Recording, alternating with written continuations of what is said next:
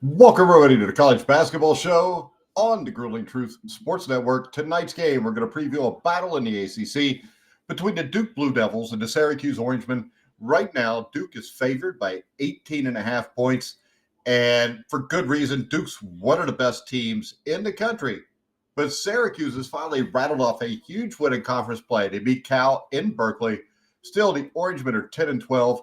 They're 4-7 in the ACC. But they are a team that has improved so far this year. Meanwhile, Duke's last loss came in November, and it's looked otherworldly dominant ever since. The Blue Devils continue to impress, particularly defensively. They have the third best defense in America per KenPom. The key for an opposing team is an outlier shooting performance. Otherwise, good luck scoring against this vaunted defense, which holds teams to 40% shooting from two-point range. Duke has some serious imposing size. None of Duke's rotational players are shorter than 6'5". For as good as Duke is at limiting scoring, it's equally awesome offensively. It boasts the fifth best offensive efficiency in the sport, and it doesn't have a clear weakness.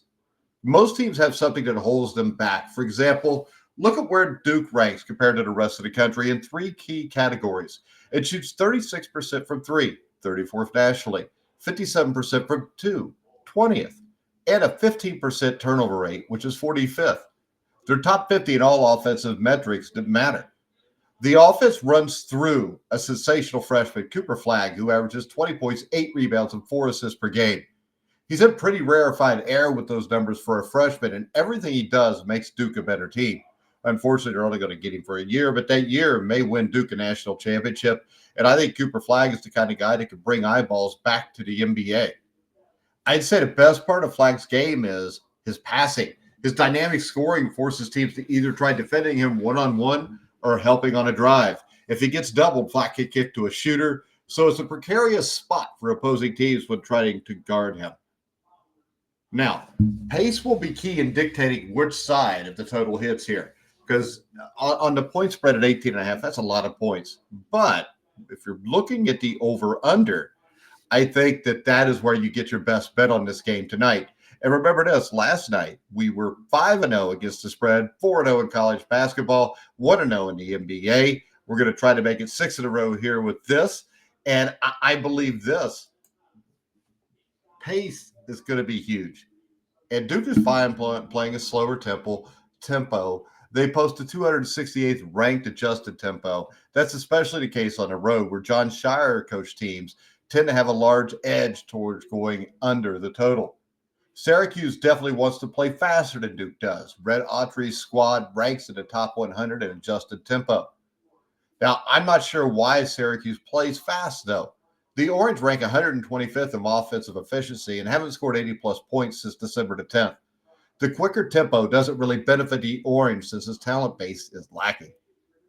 J.J. Starling is the guy for Syracuse. He's one of the two non-injured players who average 10-plus points per game, and he enters game tonight averaging 18 points per game. However, Starling is a very inefficient basketball player offensively. He shoots 42% from the field, 29% from the three. He takes volume shots, which is why he averages 18 points a game. The other Q's player who will get shots often is 6'11" center Eddie Lampkin Jr., who Duke's Kaman Malik should neutralize.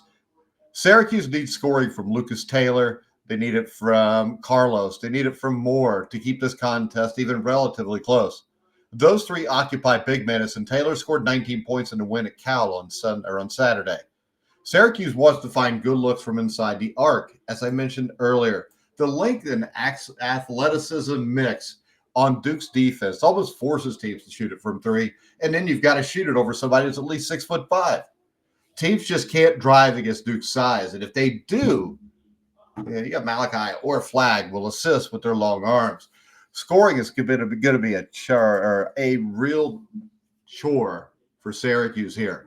So if I was going to bet the 18.5, I would actually give it, and I would take Duke. But I think the far safer bet here is the 143 over and under. I don't think Syracuse is going to crack 60. All right. So with that being said, I'm going to go ahead. I'm going to bet the under in this game at 143.5. I'm going to go to BetMGM, a top-rated sportsbook for betting on college basketball. Make sure you follow me on X at Grueling Truth. Like, subscribe, hit the bell notification on YouTube, and check out thegruelingtruth.com. But for now, guys, I'm Mike Goodpaster. You've been watching The Grueling Truth, where the legends speak.